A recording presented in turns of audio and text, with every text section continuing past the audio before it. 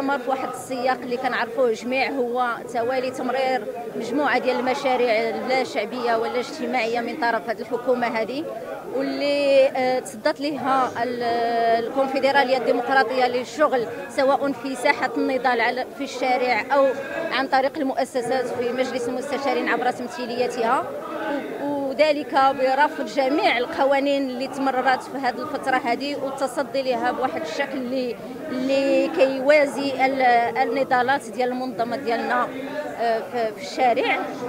كذلك هذا المؤتمر كيجي من اجل المواصله ديال تجديد الهياكل ديال المنظمه، من اجل التقويه ديالها، وكذلك من اجل وضع الثقه في مناضلين ومناضلات كونفدراليات وكونفدراليين، ومن اجل المواصله ديال الكفاح وديال النضال الى جانب جميع العاملات والعاملين والطبقه الشغيله المغربيه وعموم الشعب المغربي، وكذلك بالتضامن مع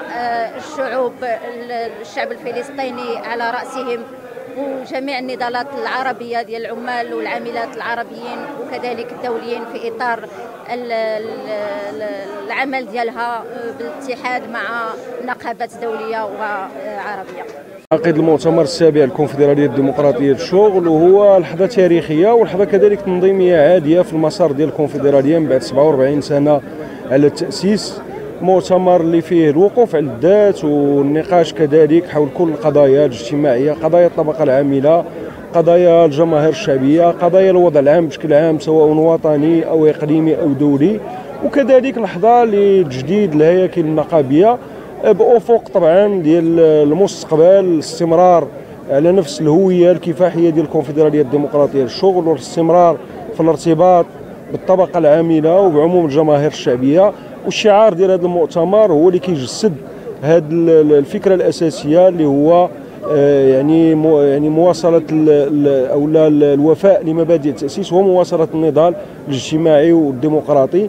فاليوم لحظه ديال كل الكونفدراليات والكونفدراليين من كل القطاعات باش انه نناقشوا وضعنا، نناقشوا الوضع العام، ونبنيو خارطه الطريق ديال العمل النضالي مستقبلا. ممثلين عن اقليم طاطا باش نبلغوا الصوت ديالنا. المعاناه كنعرفوا جميع بان طاطا منطقه مهمشه، منطقه تعاني ويلات تهميش في مجموعه من القطاعات وفي مجموعه من المواقع، وحنا اليوم جينا باش نبلغوا الصوت ديالنا للقياده باش تكون مسؤوله وتحمل المسؤوليه ديالها كامله في التعامل الجاد والمسؤول مع الملفات اللي معروضه عليها من طرف المكتب الاقليمي الكونفدرالي اللي تطلي خاض معارك شرسه، معارك قويه في جميع القطاعات. وحنا كنتمناو من القياده الجديده انه تغير التعامل ديالها اللي كانت كتعامل مع القياده القادمه. فلا يعقل انه مجموعه من المراسلات صيفطناهم المكتب الوطني لم نتلقى اي جواب في مجموعه من المواقع، تمنعنا من السلطات الاقليميه في مجموعه من الوصولات في مجموعه من القطاعات بحال قطاع الانعاش الوطني لم نتوصل بالوصل. الكونول الانعاش الوطني قام بانتزاع السبوره وراسلنا. اذا هنا اليوم خص القياده الجديده كنتمناو هذه رساله انها تحمل المسؤوليه معنا وانها تساند وتدعم المعارك النضاليه ديال المكتب الاقليمي الكونفدراليه لاقليم طاطا. نتمنى ان يكون هذا المؤتمر او هذه المحطه التنظيميه نقطه جديده في مسار نقابتنا، وان يتم تشبيب قيادتها بما يروم لروح الكونفدراليه الديمقراطيه للشغل وما تتمتع به بحس ديمقراطي، وايضا تشجيع الشباب في كل محطاتها وفي كل اجهزتها وفي كل قطاعاتها. وما نتمناه اليوم هو التشبيب لانه هو الروح ديال الاستمراريه، هو المستقبل ديال الكونفدراليه الديمقراطيه للشغل.